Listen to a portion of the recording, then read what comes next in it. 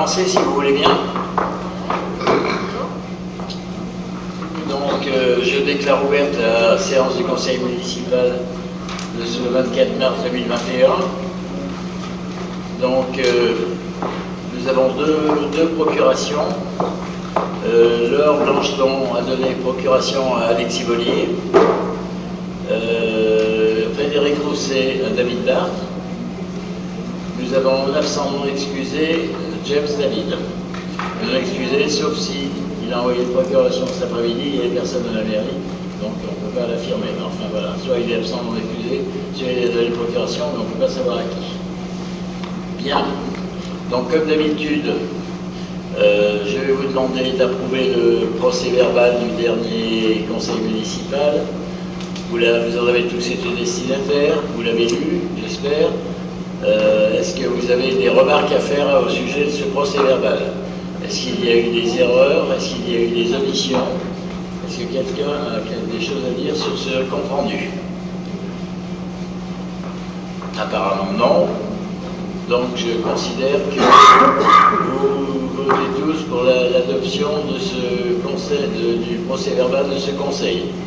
Magali, tu l'acceptes? Bon. Ensuite, conformément au Code général des collectivités territoriales, vous devez désigner parmi vous un secrétaire de séance.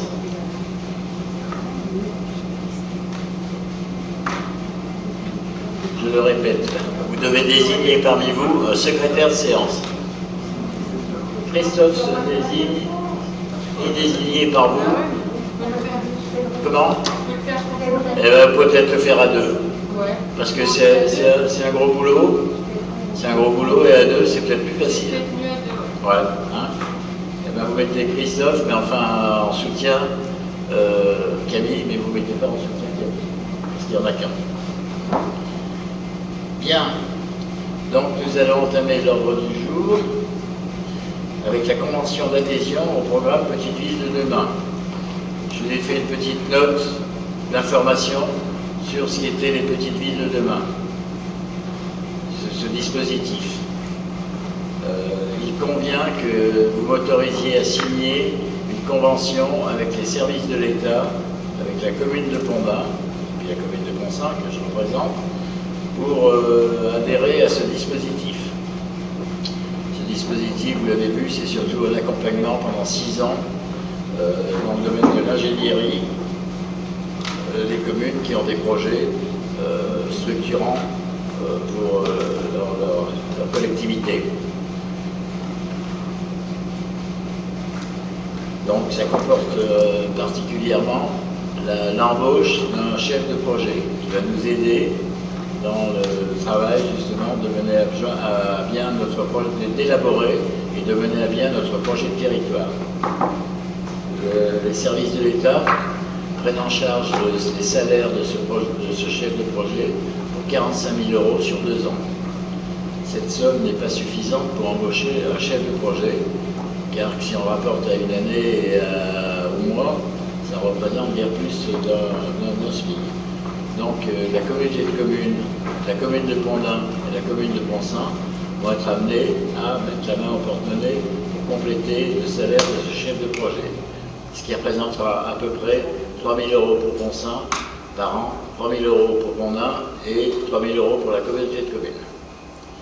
Est-ce que vous avez des questions sur ce dispositif?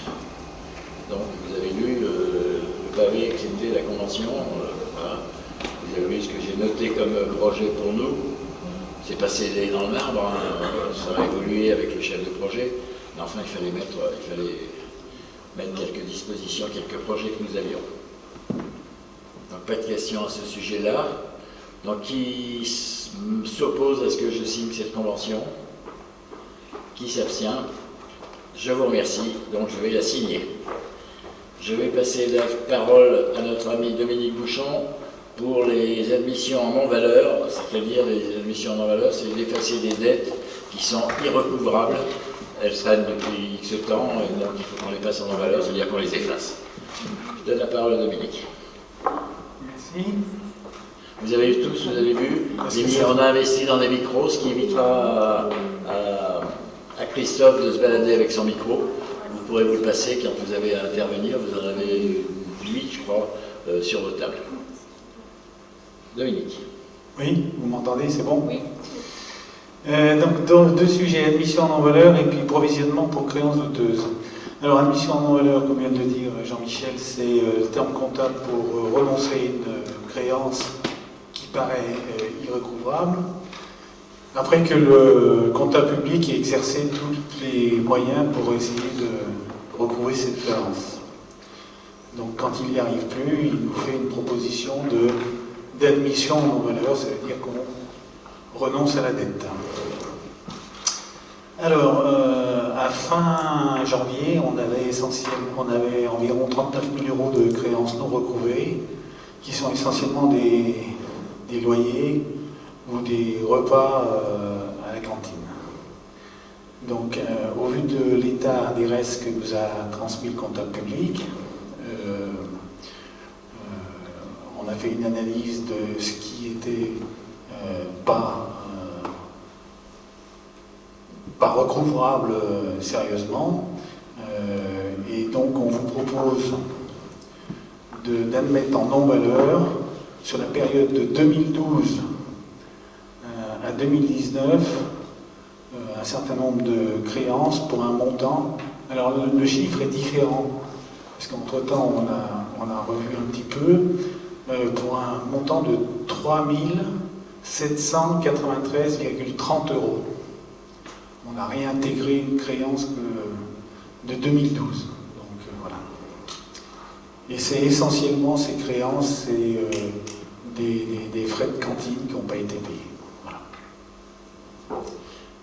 Et dont aujourd'hui les redevables ne sont plus sur la commune, ont quitté la commune. Ça concerne des soldes qui sont dus parfois depuis plusieurs années, de nombreuses années, de gens qui ne sont plus sur le territoire. Donc voilà, toutes les procédures de recouvrement par les services, les services fiscaux ont été épuisées, et donc on les met en non-valeur. Deuxième chose, c'est provisionnement pour Non, on va sur chacune si tu veux bien. Tu veux voter d'abord sur celle-là? Oui. Ok. Donc, est-ce que vous avez d'abord des questions sur ces non-valeurs, le passage d'une admission en non-valeur? Ça, on n'a pas le choix. Si tous les moyens de recouvrement ont été... Voilà, ont été épuisés, et il y a des gens qui ne sont plus là depuis 6-7 ans sur la commune, on ne sait pas où ils sont. Voilà. Bien. Donc il s'oppose à ce qu'on admette en non-valeur cette somme de 3 700 et quelques euros. Qui s'abstient? Merci. À toi. Oui, alors deuxième sujet lié, c'est le provisionnement pour créances douteuses. Alors les règles comptables ont évolué, comme dans toute réglementation française évolue. Et pour 2021, on a l'obligation maintenant de constituer des provisions dans le budget pour ces créances douteuses, hein, de façon à ce qu'on anticipe un peu et qu'on n'ait pas brutalement la somme à inscrire en non-valeur. On nous demande de, au minimum, provisionner 15% des créances anciennes, hein, c'est-à-dire les créances qui ont plus de 2 ans. Donc, une fois qu'on a décidé des non-valeurs, on regarde ce qui reste comme créance, et là, on vous propose de, toujours sur cette période 2012-2019, donc de provisionner 20% des 8 482,22 euros restant à recouvrir, et donc les 20%, ça représente une somme de 1 700 euros à mettre au budget 2021 en provision. Avez-vous des questions? Donc, on peut passer au vote. Hein. Donc, qui s'oppose à cette mise en valeur, enfin, à cette décision? Ce provisionnement. De ce provisionnement au budget prévitif 2021. Cette somme de 2 700 euros. Qui s'abstient? Je vous remercie. Bien, nous allons passer la parole maintenant à notre technicienne en pastoralisme, à la Chambre d'agriculture, qui va vous présenter et vous parler de l'association foncière pastorale. J'ai nommé Camille Dequet. Voilà. Merci Jean-Michel. Alors, avec la commission environnement, on travaille sur le projet d'association foncière pastorale. Donc, c'est une association de propriétaires. Enfin, je vais vous expliquer rapidement en quoi ça consiste un petit peu. Donc, c'est une association de propriétaires qui regroupe des terrains qui peuvent être des terrains publics ou privés. Et en fait, l'objectif, c'est de favoriser la location de ces terrains pour les mettre à disposition d'agriculteurs ou de propriétaires qui voudraient les entretenir. Et en fait, c'est des terrains, on vise des terrains qui sont morcelés au niveau du foncier, où il y a plein de petites parcelles cadastrales, là où il n'y a pas eu de remembrement, ou sur les anciennes, souvent c'est sur les anciens vignobles au niveau des coteaux. Donc, on va dire l'avantage de cette association, c'est que chaque propriétaire reste propriétaire de ces petites parcelles, mais que la gestion, elle est confiée à une association, et ça permet d'avoir un seul interlocuteur après. Il faudrait préciser que ce sont des parcelles délaissées en friche en général. Ou elles peuvent être aussi, ça peut être aussi des zones un peu fragiles entre guillemets, où si jamais l'agriculteur en place il s'arrête, on sait que peut-être qu'elles ne seront pas relouées parce qu'il y a plein de gens, il y a plein de propriétaires. Donc effectivement, l'objectif premier c'est des parcelles en friche, mais ça peut être aussi des parcelles exploitées, mais soit très embroussaillées, soit un peu risquées entre guillemets, on va dire. Donc l'objectif, l'avantage plutôt, c'est qu'après les agriculteurs ou les locataires, ils n'ont qu'un seul interlocuteur, c'est l'association. Donc c'est l'association qui va leur louer les terrains avec des contrats de location, qui va encaisser les fermages et les redistribuer après à tous les propriétaires. En fait, ça permet, au lieu d'avoir un agriculteur qui va avoir 50 propriétaires pour leur demander l'autorisation et qu'il ne les retrouve pas tous, il va voir directement l'association et c'est l'association après qui fait le lien avec ses propriétaires. Donc voilà, ça marche bien quand il n'y a pas eu de remembrement sur des petits secteurs. L'avantage de cette association aussi, c'est que comme c'est un collectif de propriétaires, ça permet de soulever des fonds pour avoir des subventions, pour faire des travaux de débroussaillage, de réouverture, d'eau par exemple, il n'y a pas d'eau, pour mettre de l'eau pour faire pâturer des animaux, de clôture, de choses comme ça. Donc c'est aussi l'avantage, parce qu'individuellement les propriétaires ils ne pourraient pas y avoir le droit, et les agriculteurs non plus, donc c'est un peu une carotte pour venir exploiter des terrains qui sont difficiles, qui sont pentus, etc. Par rapport, on va dire les enjeux, c'est vraiment de pouvoir entretenir des terrains, réouvrir des paysages, conserver un peu une biodiversité sur des zones de pelouse sèche ou de Natura 2000. Et puis c'est aussi de soutenir, comme sur la commune, des projets d'installation, parce qu'actuellement il y a deux personnes qui essayent de s'installer il y en a une sur les miens en chèvre laitière et puis une en vache allaitantes, les brebis allaitantes plutôt au niveau du Chanet. Donc c'est vrai que c'est aussi un outil qui permettrait peut-être de faciliter l'accès au foncier pour ces deux futurs agriculteurs. Donc en gros, voilà un peu une association foncière pastorale ce que c'est. Dans les grandes lignes, parce que sinon ça dure longtemps si je vous explique tout dans les détails. Et donc là, l'idée, c'est de faire une étude de faisabilité pour voir justement si à Ponsin, cet outil-là, il pourrait être adapté et si les propriétaires ils seraient intéressés pour rentrer dans ce dispositif et si derrière, des agriculteurs seraient intéressés pour venir exploiter des terrains. Donc là, ce dont on va parler, c'est de faire une étude de faisabilité pour voir si c'est intéressant de créer une association foncière pastorale sur le territoire. Donc, cette étude de faisabilité, elle s'articule en plusieurs parties. Il y a tout un volet foncier où on va étudier qui est propriétaire de quoi, et où du coup on va demander aux propriétaires, on va faire un sondage pour savoir si eux ils seraient d'accord ou pas d'adhérer à cette association. Et donc on va construire en lien avec les propriétaires, c'est beaucoup basé sur de la concertation, pour essayer de définir un périmètre qui leur convient à eux, avec des statuts, un fonctionnement qui leur convient. Il y a aussi tout un volet plutôt technique où on regarde les terrains pour voir dans quel état ils sont, combien ça coûterait de les remettre en état, leurs valeurs agronomiques, leurs enjeux au niveau de la biodiversité. Et puis on va faire le lien avec les agriculteurs ou avec, ça peut être des agriculteurs ou des personnes, des propriétaires d'animaux non agriculteurs, on n'est pas obligé d'être agriculteur, ou même parfois ça peut être des apiculteurs, tout ce qui permet d'entretenir l'espace, voir s'il y a des personnes qui sont intéressées en face aussi. Et donc du coup, voilà, cette étude de faisabilité, l'idée c'est de voir si et les propriétaires sont d'accord, et si les terrains, ça vaut le coup de les reprendre, et s'il y a des gens derrière qui seraient intéressés pour les reprendre. Et donc ça c'est ce volet-là en fait qu'on souhaite mener dans un premier temps. Donc dans le cadre de cette étude, il y a une demande de subvention qui pourrait être portée par la commune de Poncins et qui fait l'objet de 80% de subvention par la région et par le FEADER. Donc c'est ce premier volet-là qu'on vous proposera au vote tout à l'heure. Et ensuite, si cette étude de faisabilité elle est positive, si les propriétaires sont globalement d'accord, il y a des agriculteurs motivés et puis les terrains, ça vaut le coup de les reprendre parce qu'ils ne sont pas trop enfrichés, etc. Et bien derrière, on peut créer une association foncière pastorale et là, du coup, c'est une enquête publique. Donc c'est quelque chose de très réglementé. Tous les propriétaires, ils reçoivent un courrier recommandé où on leur demande de voter, etc.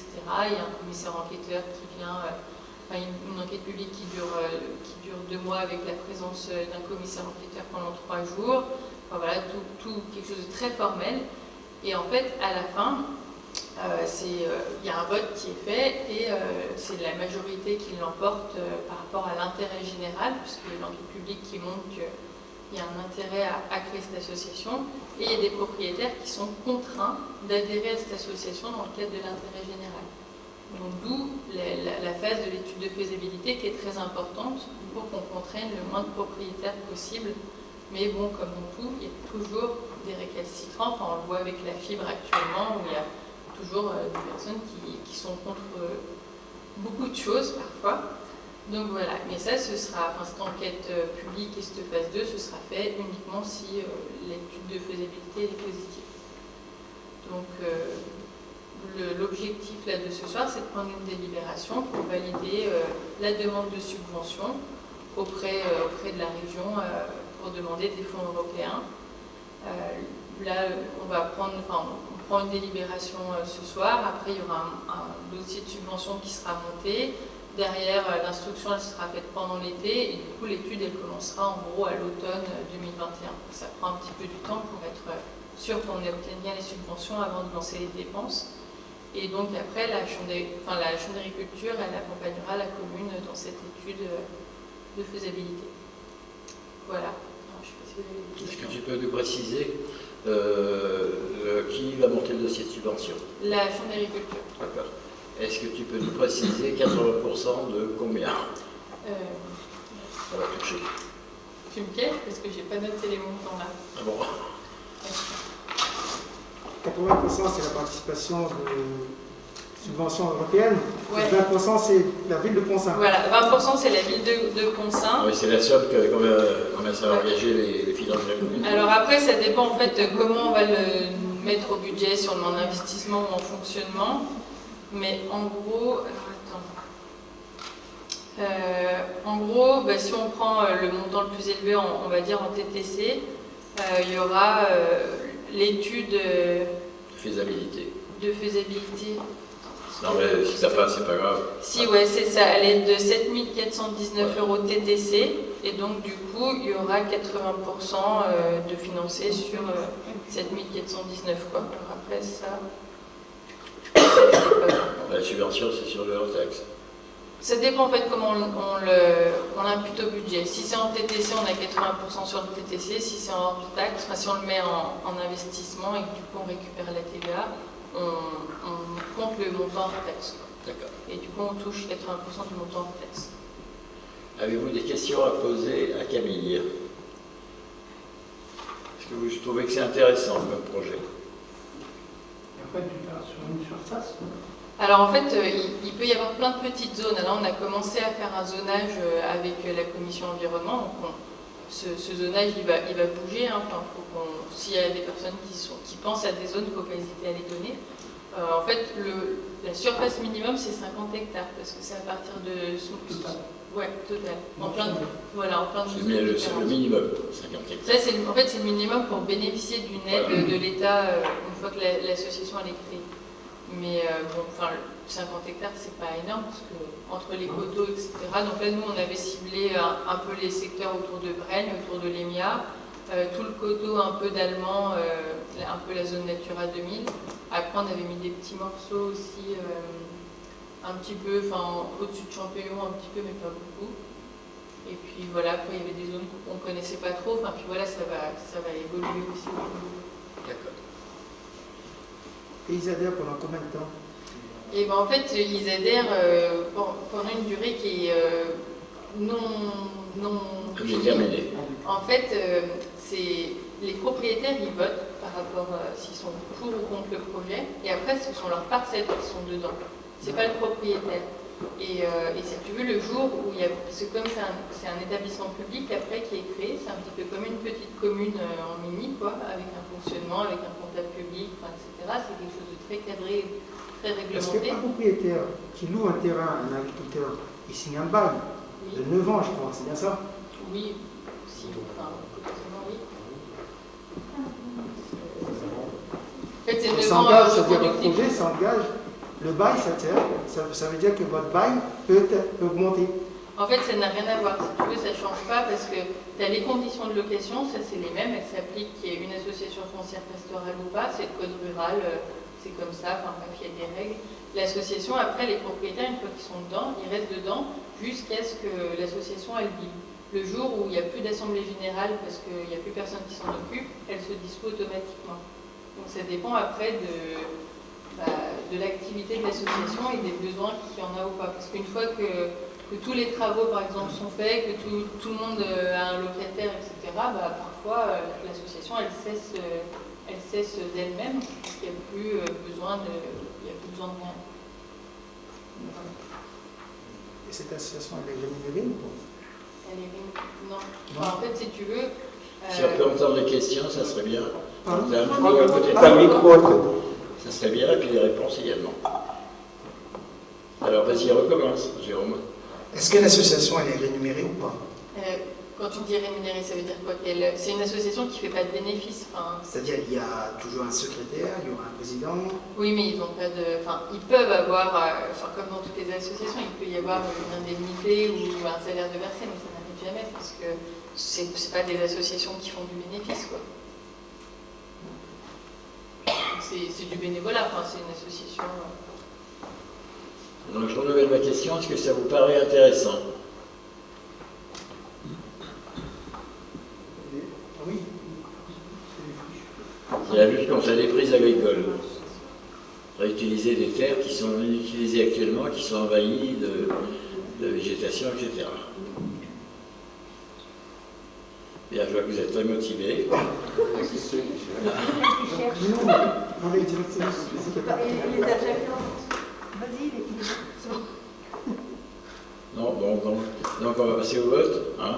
Donc ce soir, il faut voter pour savoir si vous êtes d'accord pour qu'on fasse une demande de subvention via la Chambre d'agriculture pour obtenir pour l'étude de faisabilité qui sera faite cette année. Est-ce que certains sont contre? Est-ce que certains s'abstiennent? Merci. On passe au tarif des bornes électriques. C'est Christophe qui s'y colle. Donc il y aura 2 votes à réaliser. Donc suite au projet d'installation de 2 bornes de recharge pour voitures électriques au parking de la Poste, il convient de déterminer la grille tarifaire pour les usagers. Donc il est proposé des tarifs cohérents avec la majorité des bornes déjà installées aux alentours.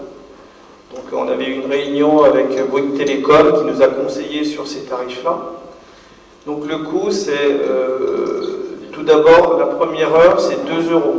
C'est-à-dire, à partir du moment où on s'est connecté à la borne, c'est 2 € la première heure. Et ensuite, c'est un tarif à la minute qui est de 0,033 € la minute. avec un plafond de 10 euros. Voilà. Est-ce qu'il y a des questions? Alors, comment ça marche la connexion? Je vais l'expliquer. En fait, c'est des badges qu'il faut s'inscrire auprès de Bouygues Télécom. Ils nous envoient un badge que vous allez recharger. Donc ça, c'est la première solution. Auprès de votre banque. Comment? Auprès de votre banque. Oui. La recharge. Et puis, deuxième solution, c'est une application sur smartphone. Alors, l'avantage de cette application, c'est que quelqu'un qui est chez un autre abonné, s'il a cette application-là, peut également payer. Voilà, il n'a pas d'obligation d'être avec Bouygues Télécom. Voilà, donc ça, c'est les deux moyens de payer. Est-ce qu'il y a des questions? On vote sur quoi? Donc, on va déjà voter la grille tarifaire. J'ai une question. Oui, vas-y. 7 heures de consommation, donc on la fait payer 2 euros, mais nous, elle nous revient à combien? Parce qu'on va payer l'électricité auprès du syndicat. Je sais pas, on sait pas, tu sais pas. C'est pas comme le papier, c'est pas normal. Alors, attends. Comment? On va gagner quelque chose. Oui, oui, on gagne un tout petit peu. Alors, exactement. Ouais, on n'a pas de déficit. Non, non, c'est prévu, avec ce tarif-là, c'est prévu que nous, on perd rien du tout. Et on nous règle trimestriellement les loyers. Voilà, donc c'est un paiement au trimestre. Tous les trimestres, ils nous reversent. D'accord. Mais y compris la maintenance ou Non, la maintenance, c'est un contrat de maintenance qu'ils vont nous faire signer plus tard. D'accord. Merci. D'autres questions sur les bornes? Bon, tu fais passer au vote, Christophe? Alors, qui est contre? Qui s'abstient? Merci. Et donc la deuxième chose à voter, c'est qu'il convient également de signer une convention de mandat stipulant que Bouygues Énergie et Services fournisseurs de bornes récoltera les recettes pour la commune avec un reversement trimestriel à la collectivité. C'est ce que je vous ai dit, c'est eux qui vont percevoir l'argent et tous les trimestres, ils vont nous rembourser. Est-ce qu'il y a des questions? On passe au vote. Qui est contre? Qui s'abstient? Merci. Bien. Donc on passe au point suivant. C'est l'annulation, une demande d'annulation de loyer de la part de M. François Gamet pour 2 garages du parc, c'est ça? Comme vous le savez, le chantier de la Poste est actuellement en train et il n'y a plus de possibilité à l'heure actuelle de stationnement à la Poste. Et donc, M. François Gamet, qui est magnétiseur et qui est notre locataire à la Poste, depuis qu'il n'y a plus de parking, il ne peut plus travailler. Donc, il nous demande d'avoir une remise de loyer de 1211,40, je ne sais pas quoi, enfin voilà, 2 mois de loyer qu'on ne lui fasse pas payer parce qu'il ne peut plus travailler compte tenu des travaux qu'il y a sur la zone de la Poste. Et de la même façon, 2 personnes qui louent des garages à la Poste ne peuvent plus les utiliser du fait que le terrain est défoncé, qu'ils ne peuvent plus rentrer dans leur garage. Et ils nous demandent, pour 2 mois également, pour 1 mois, de ne pas leur faire payer le loyer du garage. C'est plus de l'ordre de 500 francs, de 500 euros, 50 euros. Voilà. Donc, est-ce que vous avez des questions? Parce que pour le magnétiseur, les gens peuvent se garer ailleurs. Je pense que c'est le Non, mais c'est plus le bruit alors. le bruit et les vibrations. Donc je pensais que c'était que. Bien, est-ce qu'il y a des questions? Donc on va passer au vote, on va séparer. Comment? 3 mois. Oui, mais il loue 400 euros par mois, un peu plus, et ça fait 1200. C'est 3 mois. Donc, en ce qui concerne M. François Gamet, qui s'oppose à ce qu'on lui fasse une remise de loyer pour une durée de 3 mois pendant les travaux du parking de la Poste. Qui s'abstient? Merci pour lui. Et pour les 2 garages qui sont inutilisables à l'heure actuelle, J'ai une question pour les garages. Il n'y a que 2 garages, il y en a plusieurs garages là-bas. Du coup, on fait la remise Ils vont avec les locataires de la poste. Ils ont de la poste. Il y a En fait, il y a 4 garages. garages. Il y a 4 garages. Il y en a 2 qui sont compris avec les locataires qui habitent au-dessus de la poste. Donc, c'est compris dans leur loyer, si tu veux. Et les 2 autres, c'est des gens qui c'est des n'utilisent gens, que le garage. que le garage. Oui, parce que ça serait dommage si on enlève 2 pour les 2 et les 2 autres. Et les autres n'ont rien demandé. Dans leur Oui, loyer. ah oui, mais C'est compris dans leur loyer. Dans leur Et loyer, ouais. voilà, donc qui s'oppose à ce qu'on leur fasse cadeau de. Alors c'est 2 mois ou 1 mois? Les garages. Un mois de location de garage pour ces 2 personnes qui ne peuvent pas l'utiliser actuellement. Qui s'oppose? Qui s'abstient? Je vous remercie.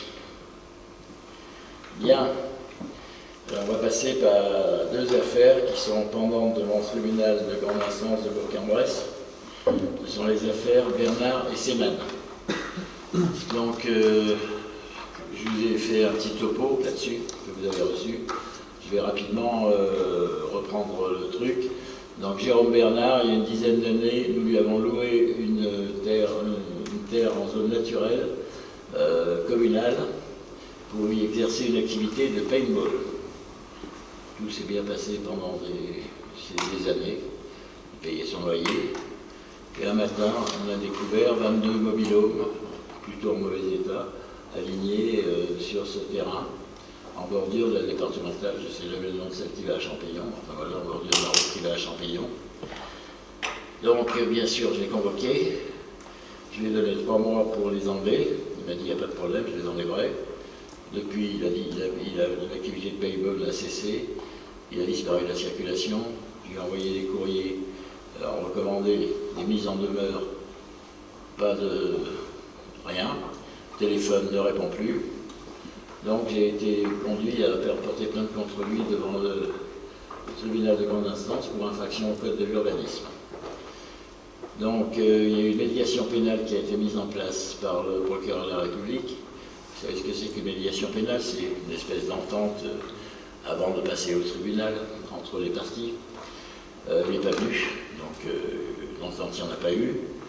Donc le médiateur m'a dit, il faut les enlever. J'ai dit oui, qui va payer? Il m'a dit vous, puis vous essayerez de récupérer l'argent. Si on les fait enlever, ça nous coûtera cher, parce que 22 mobilhomes ont évacué, c'est pas rien, et on ne sera jamais payé.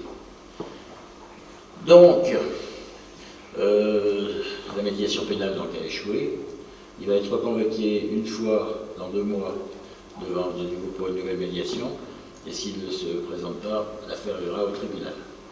Donc là, le tribunal va le condamner à enlever ses mobilhomes, avec un délai pour réaliser ce travail, et au-delà de ce délai, il y aura une astreinte journalière à payer, qui est généralement fixée dans ces cas-là à 50 € par jour. Et s'il ne le fait pas, ça monte rapidement. J'ai eu un cas comme ça d'une construction illégale sur une terre agricole. Il a mis 4 ans, le type, après de passer au tribunal pour le faire, alors qu'il avait 6 mois. Un jour, le fils lui a réclamé 22 000 €.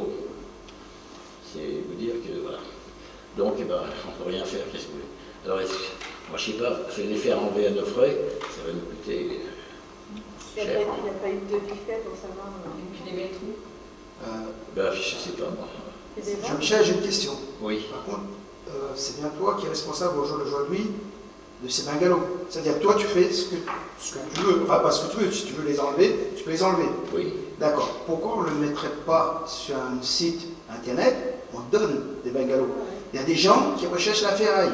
Par contre, vous donnez ça, c'est-à-dire, il y a plein de sites internet, je ne donnerai pas de nom, qu'on prend des photos, on dit, voilà, la mairie vous donne les bungalows, c'est à votre charge de vous en débarrasser. Au bout d'un an, c'est-à-dire la personne qui n'a pas, enfin, monsieur Bernard, c'est ça? Oui. Au bout d'un an, nous, on s'engage, ben là, on va s'engager à payer, à de les enlever. Mais par contre, pendant 1 an, on a joué le jeu de le mettre sur un site internet, on le donne. Et je suis sûr qu'il y a pas mal de gens qui sont intéressés. C'est une idée qu'elle est bonne. Je sais pas. Et au bout d'un an, moi comme ça, on va jouer sur les deux tableaux. Il faut les faire enlever. Hein. On va jouer sur les deux tableaux. On est gagnant. S'il y a quelqu'un qui veut les récupérer, on est gagnant. Même si quelqu'un veut les enlever sans rien nous donner, moi... Oui, voilà. La solution elle est là. Et par contre, au cas où, s'il y a personne qui les veut ou quoi que ce soit, nous, pendant un an, on peut lui réclamer tant. Non. Enfin, on peut lui réclamer, c'est-à-dire c'est le fixe qui va le réclamer. Oui, mais il faut qu'il passe au tribunal, parce que là, c'est une condamnation pénale, ça. Après, c'est plus ce qui... Après, c'est... Non, mais les astreintes journalières, pour non-réalisation d'un jugement, il faut que ça passe par le tribunal. Moi, je ne peux pas lui dire... Oui, après, ça, c'est plus notre... C'est plus notre soin. Je peux lui dire, vous devez 50 € par jour de retard. Il n'y a que le tribunal qui peut fixer ça dans un jugement. Mais là, vu qu'aujourd'hui, c'est nous qui sommes... Enfin, on est à peu près maîtres, on va dire, de ces bungalows. C'est une idée à laquelle, c'est vrai, je n'ai pas pensé. On prend les photos, on les met sur un site internet. J'imaginais pas que ça pouvait intéresser quelqu'un. Si. Il est propriétaire de ces bungalows. Je le pense. Je le pense. Parce qu'après, je ne sais pas pourquoi il les a mis, je ne sais pas qui les a mis, je sais qu'après les avoir mis, il a disparu. Voilà. Moi, je fais quelque chose, je ne sais pas trop au niveau juridique, il faut que ça passe par une préemption, légalement, pour qu'on puisse en faire quelque chose, est-ce que quelqu'un sait? Alors, moi, quand on avait découvert les bungalows, je l'avais eu au téléphone, donc c'est bien lui, le propriétaire, qui les a fait venir, parce que justement, je ne sais plus combien il m'avait dit qu'il avait dépensé pour les faire venir. Il voulait les répartir sur le terrain pour faire des caches de paintball, etc. Donc c'est bien lui qui est propriétaire, il les a achetés, et c'est lui qui est propriétaire. La question, c'est pas tellement ça, celle-là, c'est est-ce qu'on peut justement les enlever comme ça. Voilà. Si le médiateur a autorisé Voilà. l'enlèvement à la mairie. Si le médiateur a autorisé l'enlèvement à la mairie. Le médiateur, il ne donne pas d'autorisation. Il donne des conseils. C'est pas un juge, le médiateur. Je pense qu'on ne peut rien faire tant que le jugement n'est pas posé, parce qu'après, il peut se retourner contre nous, justement. On y a fait enlever. Donc la question de le faire enlever à nos frais, elle n'existe pas. C'est le médiateur qui a dit ça, mais tu sais, Oui. Il dit ça, mais bon... Mais elle n'existe il faut pas. considérer qu'un médiateur, il cherche une entente entre deux parties. Moi, j'étais tout seul, il me dit, il n'y a qu'à les faire enlever, lui, il s'en fout complètement, tu comprends. Voilà, il n'y a qu'à les enlever. Alors je dis à mes frais, il me dit oui, puis vous ferez rembourser. Voilà. Non, mais c'est pas un jugement, ça. Ça veut bien dire que tu es responsable. C'est-à-dire tu fais ce que tu veux. Mais là, par non, contre, je tu fais peux pas donner. pas ce que tu veux, mais il faut le donner. C'est-à-dire, à moins que vous voulez dépenser les sous, les deniers de... Non, mais c'est pas ça, mais est-ce qu'on a le droit de faire ça? C'est-à-dire pourquoi? Ça veut dire que pour l'instant, il faut attendre, en fait, tout simplement, quel jugement. S'il ne se représente pas à la deuxième convocation du médiateur, ça va au tribunal, et dans ce cas-là, il faut qu'on attende, en fait. Et c'est pas des mobilos, c'est des Algeco, c'est pas... Oui, c'est pas des mobilos. Moi, je vous en ai parlé ce soir, pour vous tenir au courant, et je ne sais pas si on peut en disposer, quoi. Pour 22 Algeco, ça n'arrive pas comme ça, que je veux Je sais dire... pas, tu les as vus, toi, Rémi? Non, mais je veux dire, personne si les personne ne les avait arrivés. Personne les a vus. 22, ça fait quand même des... On a su quand ils étaient là. Moi, quand je l'ai vu, il y avait déjà les 22. Oui, c'est Anthony On qui a m'a fait dit. tout de suite Il y a ce qu'il 22, fallait. 22, voilà. Et puis il en a enlevé un ou deux, parce qu'il en manque à des endroits. Il en a enlevé deux, Et trois. là, les 22, je vais renvoyer Anthony me faire un procès verbal de constatation. Actuellement, il y en a 22. Si je vous dis le chiffre de 22, c'est qu'ils y sont actuellement. Si je me rappelle bien, il m'a dit qu'ils étaient arrivés de nuit. Oui, parce que c'est un convoi exceptionnel, normalement, donc ça se trouve, il est... Enfin, tu peux pas porter 22 bungalows en même temps. Non, mais même si tu fais venir, ils sont venus en une fois, il n'a pas fait... Enfin, moi, personnellement, je pense que pour l'instant, on ne peut rien faire sans avoir une décision du tribunal. Mais c'est pas pour autant que le tribunal va nous dire la question enlevez-les. D'engager des fonds pour les faire débarrasser, la question ne se pose pas. Voilà.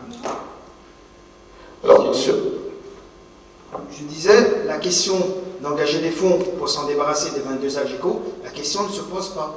Non, parce que le médiateur, c'est pas un juge, c'est pas un magistrat. C'est un conciliateur, si tu veux. C'est un conciliateur de justice. Je ne suis pas allé au tribunal, à l'AVEMA.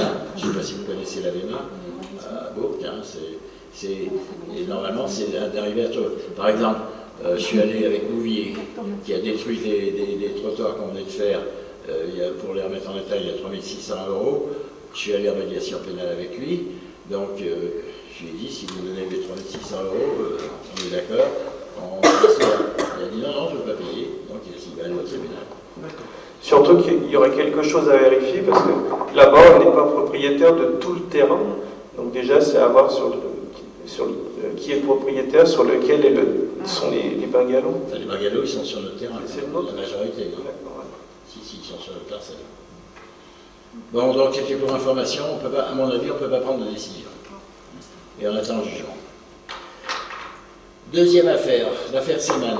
Vous la connaissez tous. Hein, vous savez que c'est une maison en construction, je ne me rappelle plus le numéro de la parcelle, au sommet de la rue Paul Palvé, qui a été bâtie par la SARL Seemann Frères. Merci. La SARL Seemann Frères. Voilà. Et quand le gros œuvre a été terminé et que le toit a été mis, des gens bien intentionnés sont allés mesurer la distance qu'il y avait entre la construction et le mur de séparation avec le domaine public. Le règlement de la zone prévoit une distance de 5 mètres. Il y a une distance de combien? 3,50 m. 3,50 m, pas partout, hein. Il y a des endroits où c'est... Oui, bah, ça dépend, mais au plus il y a un endroit, il y a 3,50 m, 3 m. Et au plus large? Bon, bah, après, non. Au bout d'un moment, ils respectent les 5 mètres, mais c'est parce qu'elle est un peu en pied, c'est pas parallèle à la voie publique. Donc, vous savez, moi, je ne sais pas moi qui suis allé mesurer, vous imaginez bien. Donc, des gens qui doivent bien aimer les Seemann sont allés mesurer et m'ont envoyé un courrier. Donc, j'ai envoyé Christophe vérifier ça. Et effectivement, il y a une partie de la maison qui est un peu plus près du mur que prévu sur le permis de construire et conformément au règlement de la zone. Donc, Seemann a saisi son assurance, des experts sont venus qui ont dit qu'il faudrait découper un morceau de la maison. Le problème, c'est que découper le morceau de maison, ça faisait enlever un mur porteur et des experts en béton ont dit la maison va s'écrouler si vous faites ça. Donc, en fait, on est devant j'ai porté plainte, j'étais donc avec son accord d'ailleurs, parce qu'il est très gentil, Seemann, Ernest. Je lui ai dit, je vais être obligé de porter plainte contre toi. D'abord, j'ai mis en demeure d'arrêter les travaux. Et puis après, comme ça traînait, j'ai dit, je vais porter plainte contre toi pour qu'on arrive à en sortir de cette histoire. Donc j'ai porté plainte. Et le procureur de la République a également convoqué une médiation pénale pour laquelle je me suis rendu à Bourg. Et Ernest Seemann également. Alors, ce que lui a dit, je pourrais la faire le conciliateur, parce que je ne peux pas décider de laisser poursuivre les travaux de la maison ou de raser la maison, il n'y a que le juge qui peut le dire. Il m'a donné un conseil.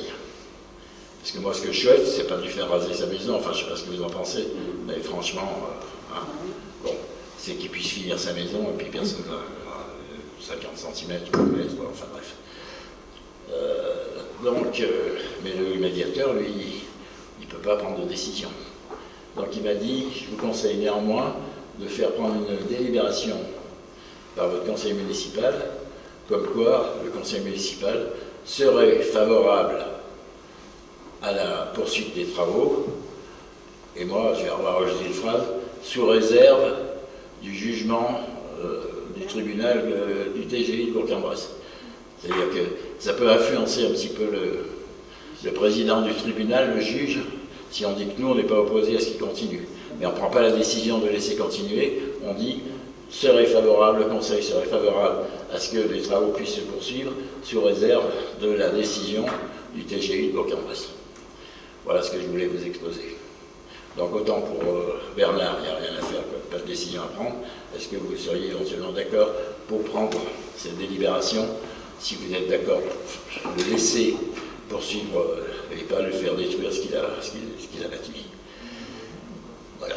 Sous réserve, bien entendu, que cette attitude soit confirmée par le TGI de Bourg-en-Bresse.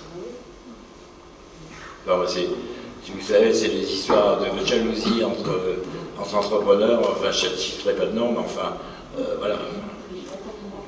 Ils vont s'amuser à mesurer des trucs, mais personne n'aurait été imaginé d'aller mesurer quoi que ce soit. Mais, vas-y, Alex. Si je peux juste apporter une précision, parce que j'habite là-bas. Sur le début de l'histoire, en fait, c'était une histoire de hauteur par rapport à la construction qui était en dessous. Donc, Ernest Seman a remesuré toutes ses cotes et c'est lui qui s'est aperçu qu'il y avait l'angle en bas à gauche de la maison qui ne respectait pas les 5 mètres. Enfin, j'ai un courrier quand même, que c'était pas Seman qui m'a envoyé, pour dire je ne vais pas construire ma maison au bon endroit. Oui, mais je veux dire, c'est. Il a un Au manque de début, la contestation portait sur la hauteur de la construction et pas sur cette. Oui, mais j'ai eu un courrier pour cette histoire par rapport aux limites séparatives.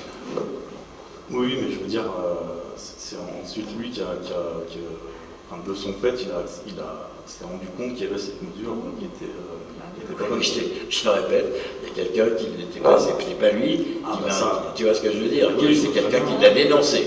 Oui, voilà. Alors exactement, parce que c'est moi qui y suis allé, en fait, ce qui a été dénoncé au tout début, c'était que l'emplacement des ouvertures sur la maison n'était pas conforme au permis. Et donc j'y suis allé, j'ai commencé à voir les ouvertures, c'était conforme, et en fait, en même temps, j'ai donc mesuré cette fameuse distance. Oui, tu as mesuré cette distance parce que ça nous avait été signalé. Oui, et puis parce que aussi ça avait été signalé, mais en même temps, c'était des ouvertures, mais c'était pas une question de hauteur de maison, mais c'était une question d'emplacement des ouvertures. Bon, moi, je vous ai fait un compte rendu aussi objectif de la situation. Ça dure quand même depuis 5 ans. C'est une verrue au sommet de la route. Bon, de toute façon, on est obligé d'attendre le jugement. Ce qui serait logique. Comment Jean-Michel, est-ce qui serait logique? Comme tu disais, ça fait 5 ans que ça dure.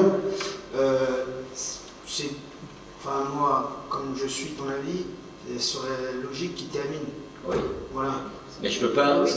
Oui, après, c'est pas nous, on donnera un avis. Si je fais ça, je risque d'avoir une plainte. Bien sûr. Voilà, tu vois, c'est moi qui me retrouve avec une plainte, quoi. Alors que si je mets que, sous réserve que cette position soit confirmée par le tribunal de grande instance, ça veut dire qu'on attend la décision du tribunal pour prendre une décision.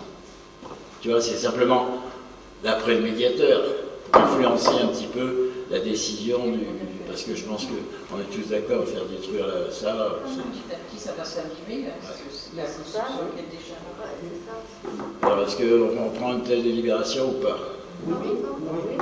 Mais il faut quand même qu'on y aille sur la pointe des pieds, parce que on ne peut pas dire, nous, on autorise à finir sa maison. On n'a pas le droit. Hein. Il n'y a que le juge qui peut le dire. Mais qu'on est favorable à sortir de cette situation en lui permettant de finir sa maison sur réserve du jugement prononcé par le TGI Bourg-en-Bresse. Qu'en pensez-vous? Oui, après, cette maison se termine. Voilà. Oui. Après, c'est des gens qui travaillent très dur. Après, la prochaine fois, il faut qu'ils font attention. Alors, il m'a expliqué que le piquetage avait été fait par ses ouvriers alors qu'il était à Paris, qu'il n'était pas présent ce jour-là. Bref. Après 5 ans d'arrêt de travaux, je pense qu'il a compris. Il a payé. Quoi. Bon, est-ce que vous avez... Alors, vous noterez bien la phrase comme il faut, les secrétaires. Le Conseil donne un avis favorable à la poursuite des travaux de construction de ce bâtiment, sous réserve de la décision qui sera prise par le tribunal de grande instance de Bourg-en-Bresse. Parce que je n'ai pas envie de me retrouver avec une plainte. Parce que je n'ai pas le droit de l'autoriser de mon propre fait. Et disons, on donne l'avis du conseil. Ce n'est pas une délibération, c'est un avis du conseil municipal sur cette affaire, si vous voulez. On donne notre avis, nous, on pense que ce serait normal qu'on considère qu'il serait judicieux de le laisser finir, mais enfin on s'en remet à la décision du tribunal. Donc il faudra bien faire valoir ça dans la rédaction du... Oui. De toute façon, c'est enregistré. Ah pardon. Moi je pense que c'est pas une délibération. Enfin, on va terminer en disant le maire expose, etc., ce que je viens de vous expliquer. Après, on peut mettre quand même après discussion, le Conseil estime qu'il serait judicieux d'autoriser. Voilà. Oui, il faut quand même qu'on le vote pour être sûr que ça Ouais, Bon, bah, allez, on vote. Après, non, mais je veux dire, après, la chauffeur, par exemple, que des particuliers disent, ben, moi je suis qu'à 2,50 m du voisin, et puis on a autorisé les SEMAN à être à 3 Bon, tu veux qu'on fasse raser sa maison? Hein? Tu veux qu'on fasse raser sa Ah maison? non, mais je veux dire, mais c'est pas ce que je Non, mais veux je dire. t'explique. J'ai expliqué. Aussi, tu n'as pas de jurisprudence pour... Je t'explique qu'on ne décide pas d'autoriser. On pense Vous qu'il serait, un avis on pense qu'il serait judicieux d'eux, mais que la décision reste au tribunal de Bourg-en-Bresse. Auquel cas, si c'est le tribunal qui décide de la poursuite de la construction, on ne pourra rien leur reprocher. Voilà. Et puis il n'y a pas de jurisprudence. Le médiateur m'a demandé de l'envoyer. Bien sûr, c'est ce que les gens vont tenter, mais dans tous les cas, si on demande pour arrêter pareil. Parce que si c'est libéral, c'est pas le droit. Parce que si c'est rasé, tout ce qui n'est pas à la limite, non. Y compris la maison d'en dessous. Il m'a dit une délibération. Et je veux, dans cette délibération, prendre des précautions. Alors, le conseil, après en avoir délibéré, et ben on fait voter. Allez, qui s'oppose à ce qu'on prenne une telle délibération avec les précautions que je vous ai indiquées? Qui s'abstient? Ok.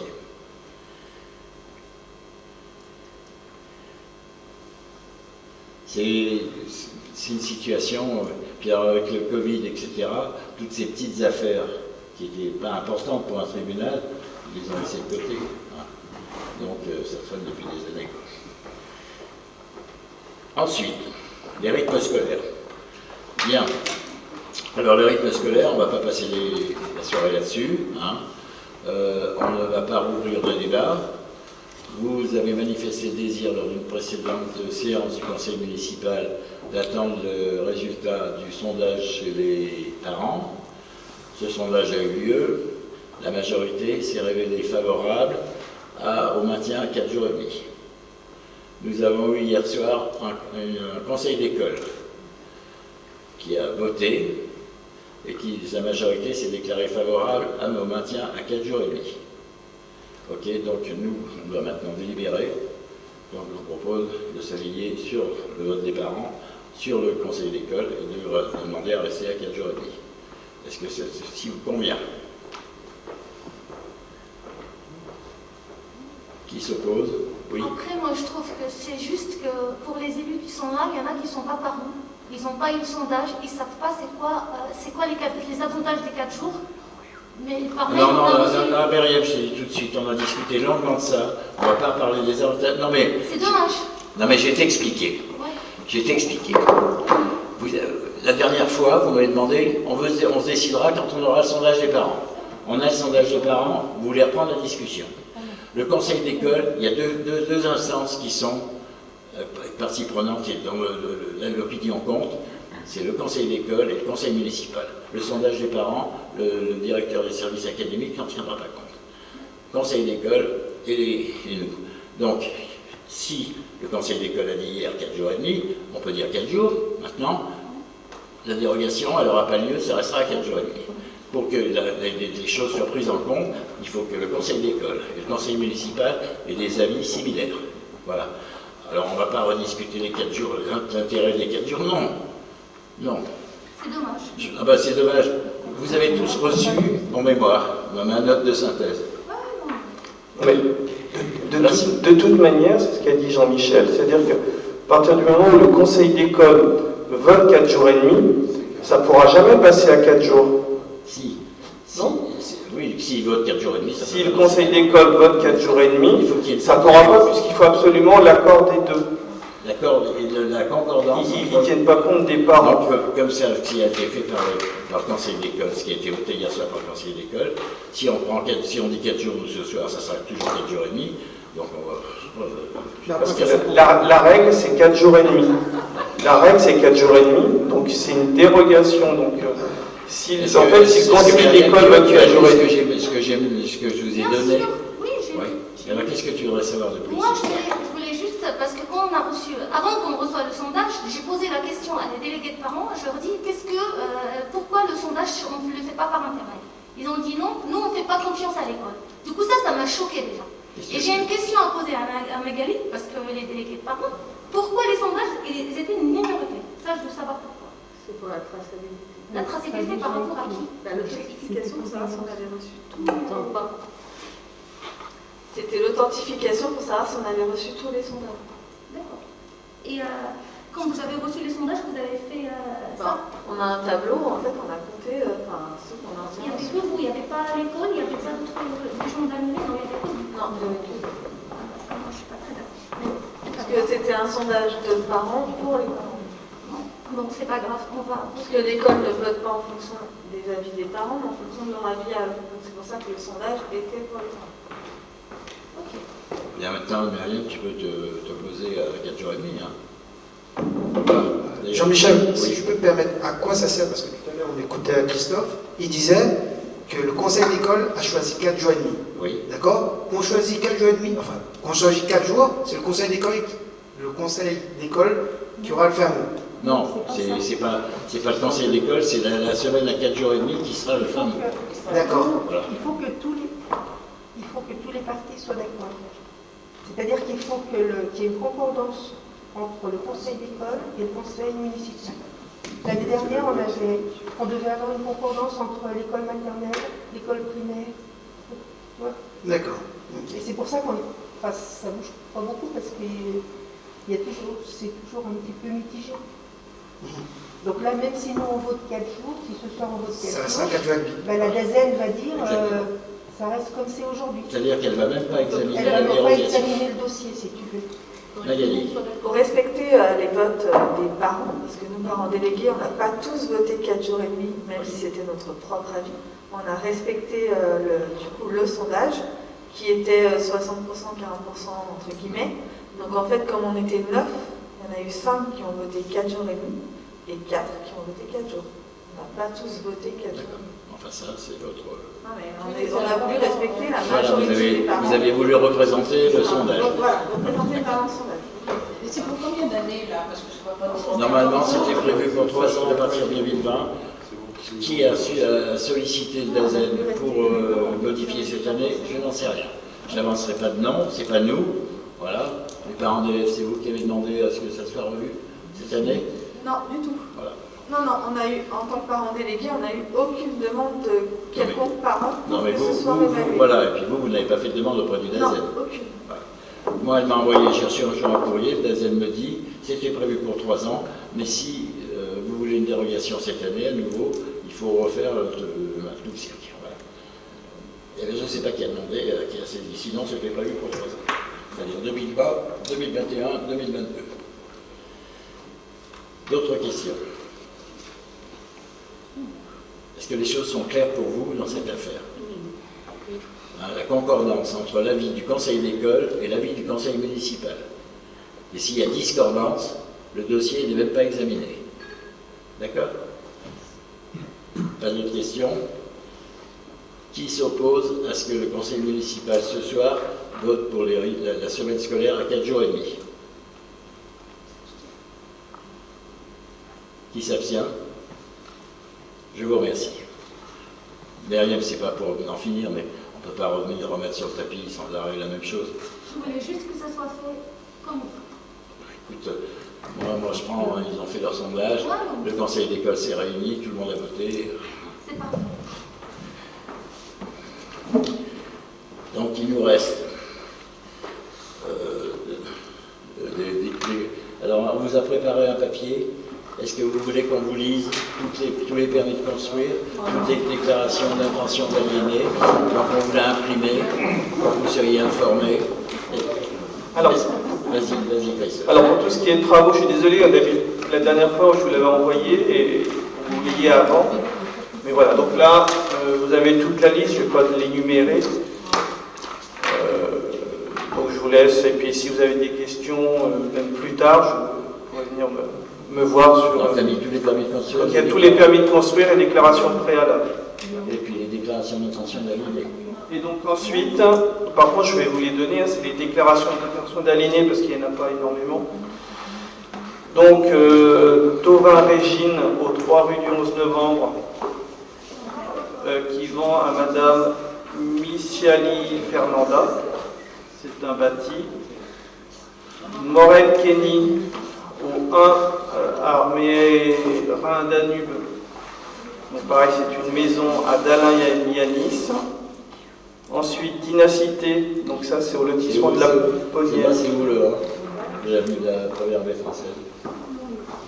C'est pas au 1, c'est au 22. C'est au 22, première armée française. C'est pas l'ancienne maison de Mermet, là, c'est l'ancienne station sportive. Je ne sais pas. Après, donc, Dynacité au Clos de la Ponnière, qui vend à Madame Éclaircie Mireille. Ensuite, Valenceau Gilbert et Françoise au 751 rue du 11 juillet 44. Donc, pareil, donc c'est une maison à Monsieur Roux Alexandre et Madame Surmont Hélène. Fazio Alexandre, quartier d'en bas, à Pont-Saint. Donc là, c'est du non-bâti, donc c'est un terrain à Madame Fanget Alexandra. Et Dynacité, encore au Clos de la Ponnière, c'est du non-bâti, donc ça doit être un bout de terrain aussi, à l'association syndicale libre, le Clos de la Ponnière. Ça doit être un espace vert parce qu'il devrait être en association. Des questions? Bien, donc là il n'y a pas de vote, ce sont des informations qu'on vous a livrées. Et des dernières choses, c'était CI Télécom, c'est toi qui continue. Oui, alors, moi j'ai une information, parce qu'on aura une personne qui viendra y présenter. C'était suite à une intervention de Gaëtan, ce n'est peut-être pas le dernier conseil, mais celui d'avant, où il nous avait parlé de ces problèmes d'alerte au barrage à Champéillon. Donc j'ai reçu une entreprise. Quels étaient les problèmes? Le problème, c'était qu'ils ne savaient pas comment être alertés en cas de rupture de barrage parce qu'ils avaient enlevé, EDF avait enlevé le pied de sirène sur Champéillon. Et donc, ils n'avaient plus aucun moyen d'alerte. Et puis, la dernière fois qu'il y avait eu donc, une fausse manip au niveau du barrage d'Allemand, ils n'avaient pas été alertés sur Champéillon. Donc, voilà, c'était ça. Voilà, donc j'ai reçu une entreprise qui, en fait, alors c'est un peu sur le principe d'Iliwat d'ailleurs, mais c'est fait spécialement pour tout ce qui est donc plan communal de sauvegarde et qui lance, donc on peut lancer des alertes pareilles.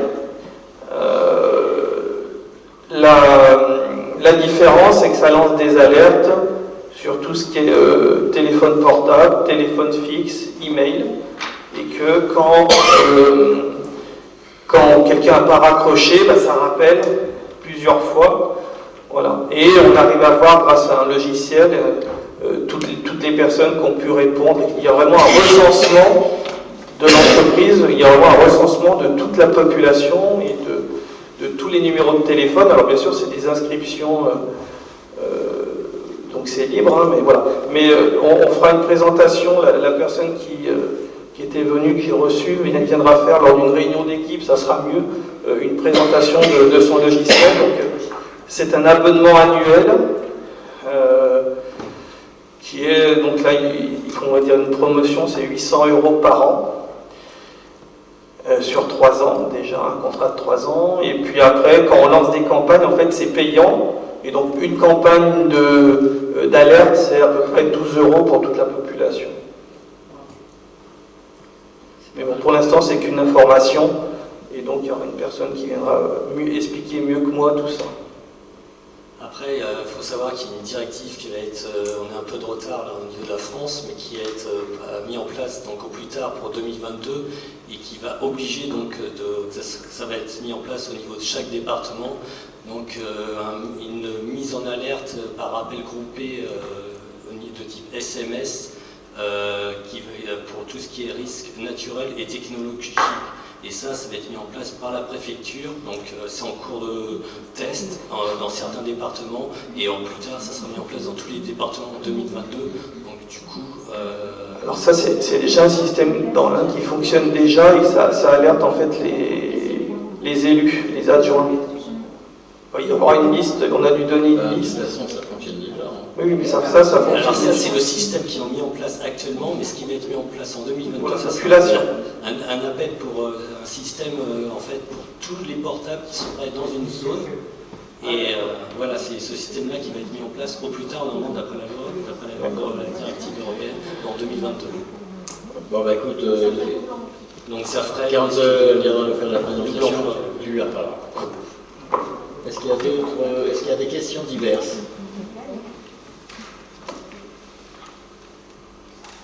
Avec Cambage, j'ai l'impression que tu rigoles tout le temps. C'est bien, et c'est la vérité. Mais c'est la vérité, c'est vrai. Tu trouves pas? Oui.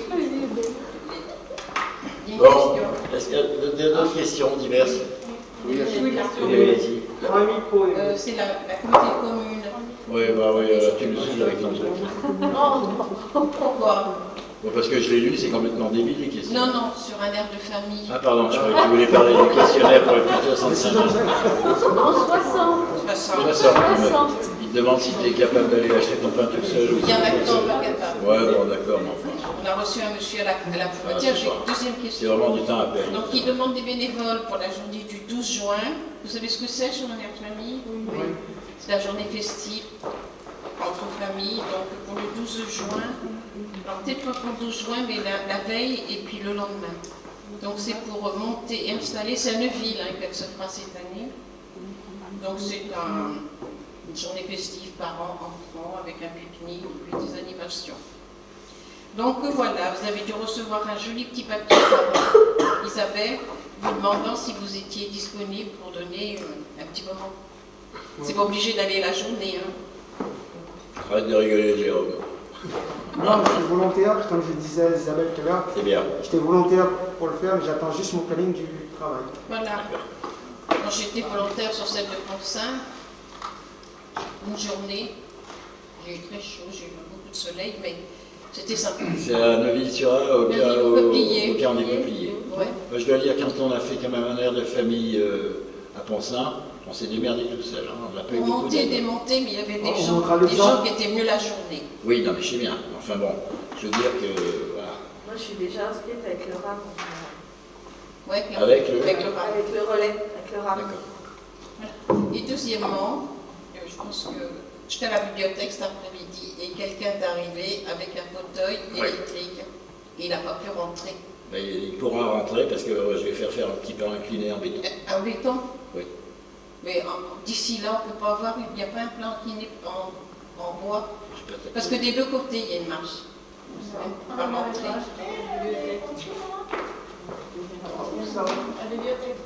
À la bibliothèque, il n'a pas pu rentrer, il a un fauteuil énorme.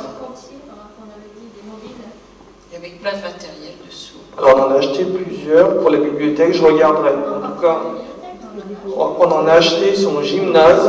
Alors peut-être qu'on a récupérer un avant de faire le truc en béton. Non, on en a deux au gymnase. Tu peux en passer un au... Parce que là, il a un fauteuil, on ne peut pas monter, il est énorme. Oui, bon, mais c'est tout à fait normal que quelqu'un a un fauteuil au moins puisse faire entrer dans la bibliothèque. Donc on peut quand même donner des livres, mais oui, non, mais j'aurais voulu aller travailler. On vous en occuper, ça. Voilà. Et puis... Si tu l'as, tu peux le déposer dans le local de la bibliothèque.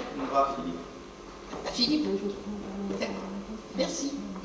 Puis, je vais te demander quelque chose, une certaine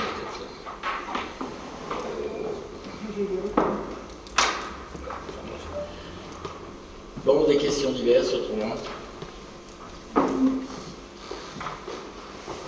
Si, ce que je voulais dire, mais il faudrait que tu téléphones à la SEMCODA pour leur expliquer que les gens en fauteuil roulant qui veulent sortir du lotissement sous le château, ils ont mis du gravier. Ça fait 1 an et demi qu'on est dessus. Eh bien, vous êtes dessus. Il a dit ça sera comme ça et ça restera comme ça. Voilà ce qu'on m'a répondu. On a 2 fauteuils roulants, ils ne peuvent pas sortir. Elle ne pouvait même pas rentrer dans sa baignoire, monsieur. Dans sa douche. Enfin, la douche, c'est autre chose, je te parle du gravier. Ils ont mis une bande de gravier devant les portes, ce qui fait que le fauteuil roulant s'enlise dans le gravier, les gens ne peuvent pas sortir. Si vous considérez que c'est normal, faites-le bien. Ben, moi, je ne considère pas que c'est normal. Donc il faut les rappeler encore, parce que je vais le faire. Oui. On l'a fait pour monsieur, comment il s'appelle? Le fils Mandel. Oui, le fils Mandel. Et puis, Où? où? Ils vont côté. Ouais. Qu'est-ce que vous voulez? C'était Je comme lui ai ça envoyé, qu'ils ont loué. je lui ai envoyé une lettre. Oui, c'est comme ça qu'ils ont joué. Non, mais attends. Mais voilà ce qu'on m'a répondu. Bon, je vais dire une lettre à Bernard Perret, directeur. Après, autre question. Donc, pour le conseil municipal, est-ce que notre ami Michel a des questions à nous poser? Est-ce que tout a été clair et voilà. Donc, Vous bénéficiez des papiers que vous consultez dans le conseil municipal. moi, je lui envoie les notes de synthèse parce que comme ça, ça rend compréhensible certaines de nos discussions. Et maintenant, on va passer à un petit moment festif. Vous allez rester à votre place, on va aller vous jouer. Et nous allons trinquer à la santé de Juliette et de sa maman. Voilà. Donc, Léon, en même temps, aura son retour parmi nous au conseil municipal. Là, c'est vous qui allez c'est pas vous, mais si. C'est toujours les filles qui font ça. Les plus jeunes, ben, la plus vieille. Voilà. Donc vous expliquez que c'est un besoin de temps à tous.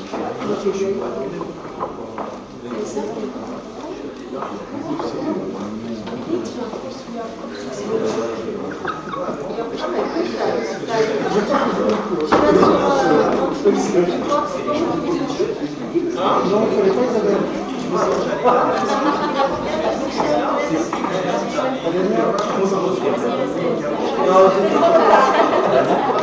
Mais je suis sûr que je suis sûr Jérôme, je suis sûr que tu as dessiné une bouche. Pardon? Tu as dessiné une bouche là sur ton... Non, mais c'est la carte de l'île de la Réunion. Ah bah, je vois, c'est une bouche. Oui, alors pour la réglementation, on mange et on boit à la table. Tu n'as pas le droit de manger.